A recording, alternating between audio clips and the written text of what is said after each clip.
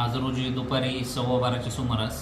सातारा शहर DB येथे काम करणारे सपुनी माने व त्यांच्या स्टाफला एक गोपनीय माहिती मिळाली की सीझन्स कॅफे म्हणून जे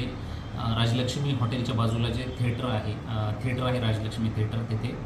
तर विमल एम्पायर म्हणून बिल्डिंग आहे आणि त्या ठिकाणी एक तावरे म्हणून इसम आहेत त्यांचे सीझन्स कॅफे म्हणून फूड कोर्ट आहे आणि हॉटेल आहे या नावाने त्या ठिकाणी ते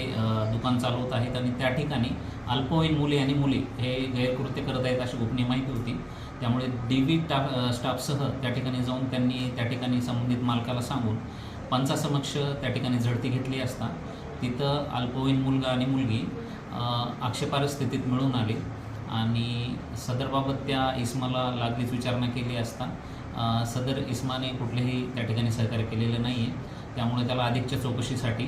पोलीस स्टेशन इथे आणण्यात आलेलं आहे। या ठिकाणी पॉक्सो कलम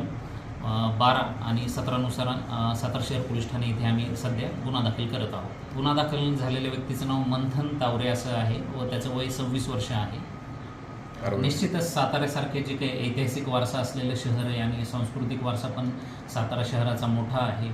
जिल्ह्याचा आहे त्याचप्रमाणे तर या ठिकाणी असे आक्षेपार्ह प्रकार होणं हे निश्चितच स्वीकारार्ह बाब नाही आणि अशा प्रकारांना पोलीस डिपार्टमेंटकडून कुठल्याही पद्धतीने थारा दिला जाणार नाही हे मी या ठिकाणी स्पष्ट करतो। आणि अशा स्थितीत जर कुठले कॅफे असतील काय पोलीस विभागामार्फत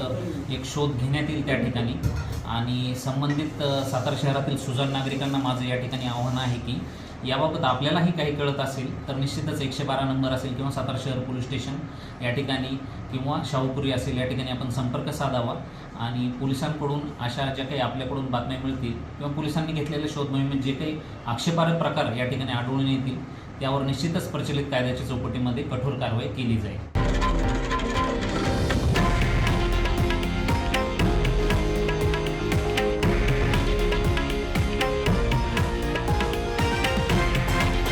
हे आहे देशातील नंबर 1 न्यूज नेटवर्क आणि आपण पाहत आहात TV9 मराठी, एकमेव।